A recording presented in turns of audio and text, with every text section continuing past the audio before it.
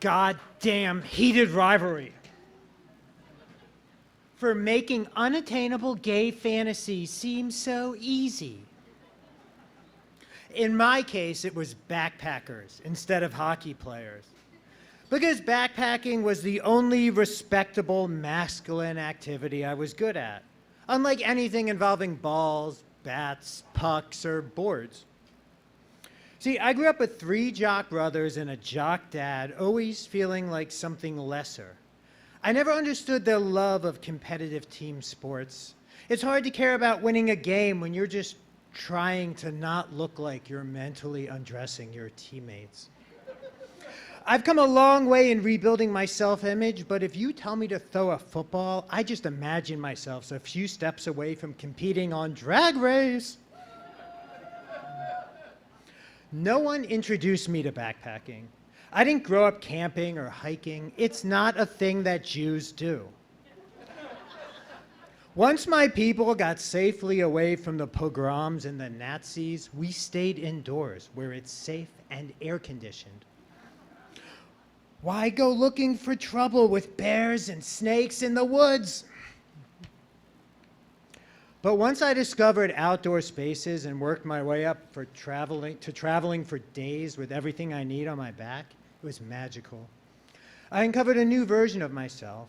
I was not the guy who flinched and fell on the ground with his hands over his head screaming every time a pop fly approached. I was the man who climbed mountains, forded rivers, and I was ready to have my own Brokeback Mountain meets Heated Rivalry bromance. I imagined myself camping on the shores of a glacial lake next to this other sweaty dude. We'd nod heads as we set up our tents, sharing small talk about the trail and how many miles we crushed that day, bro. He would go swimming in the ice-cold water, and with the droplets glistening off his well-muscled body, ask if he could maybe dry his 10-inch penis off by my campfire. It never happened. I never met other gay guys in the mountains, across the Himalayas, or solo trekking. The John Muir Trail from Yosemite to Mount Whitney. Not a rainbow flag in sight. I mean, except for all the lesbians. I mean, there were lots of lesbians, but... But my gaydar just harmlessly bounced off canyon walls and returned nothing, reminding me that I could not possibly be more alone out there in the wilderness. Instead, I just met super friendly, unattainable guys I'd end up jerking off to in some bushes. How nice it must be to just throw through the woods, confident in your own sexuality and your own broness, and oblivious to the torment that you were causing me. I decided to try harder once I moved to Washington, D.C. in 2011. I was in my peak physical condition after coming back from 9 months traveling Asia with just a backpack. So I joined the more rugged meetup groups, those promising the most miles and elevation. I found lots of homophobic straight guys. Next, I checked out the local gay hiking groups, but it was really just nature walks, and the guys were more interested in where we'd go for brunch afterwards and if it had unlimited mimosas. I needed to invent the vehicle to lure my rugged outdoor fantasy dream man. I started a meetup hiking group called the Hikin' Homos for badass gay men, never anything less than 10 miles. Brah. One guy asked me if we hike naked. Yes, it's 45 degrees and there's families. Come with your butt plug hanging out. I had to turn another away who forgot food, water, hiking shoes, and pants, but his hair looked great and his eyeliner was perfect. I just kept posting hikes and gathered a core group of regulars, and one of them was Joey. Right. Joey. I didn't notice him much at first. He had that engineer vibe, very literal and serious with the occasional dad joke.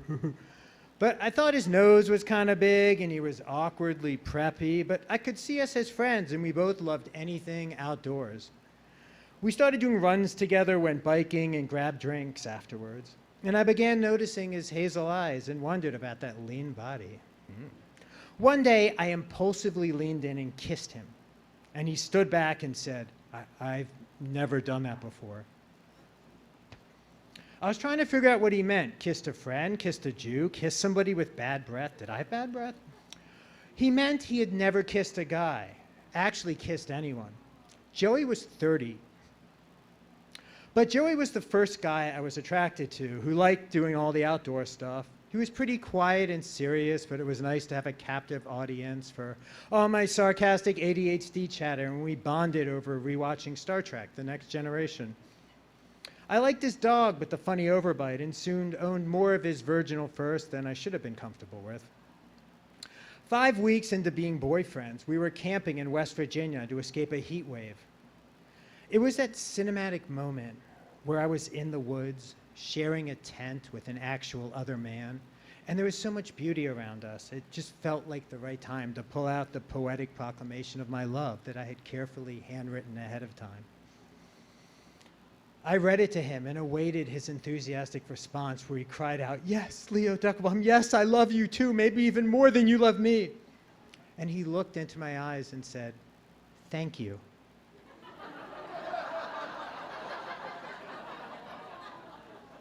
That was it, like I'd offered him a stick of gum instead of my heart.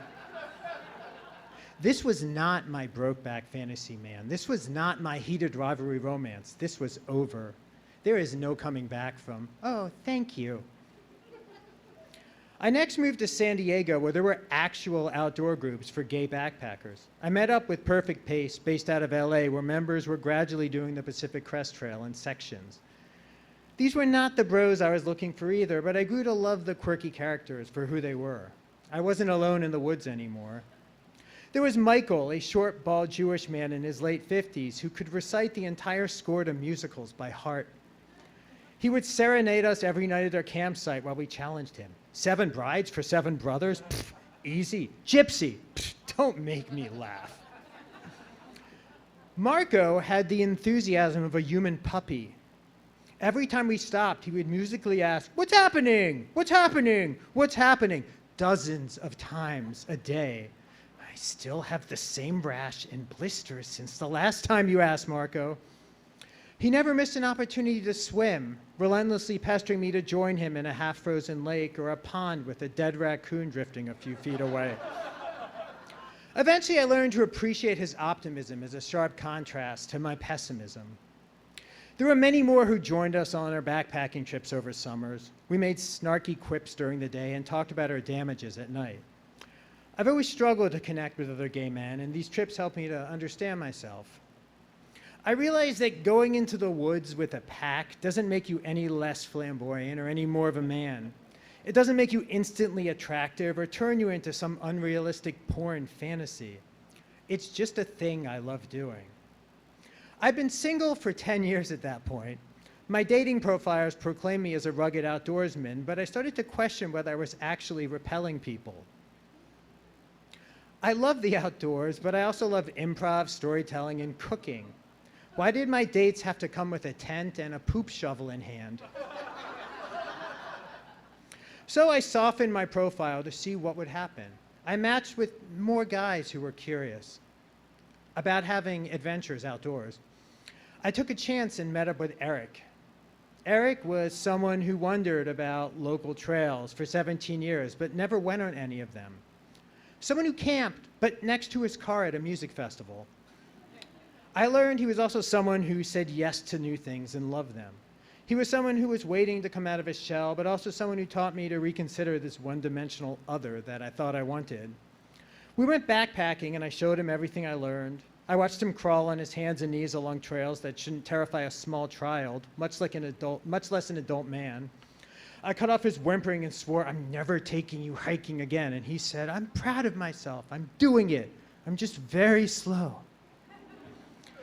I grew to love him for that. He wasn't an outdoor bro, nor to mistake him for a bro, but putting up with me should earn him some merit badges. I'm stubborn, opinionated, sarcastic, moody, and thoughts come so fast that 2 sentences merge into one nonsensical one. I got camping permits for Flower and the dog's new collar, spaghetti for dinner last night. Where'd you get the mail?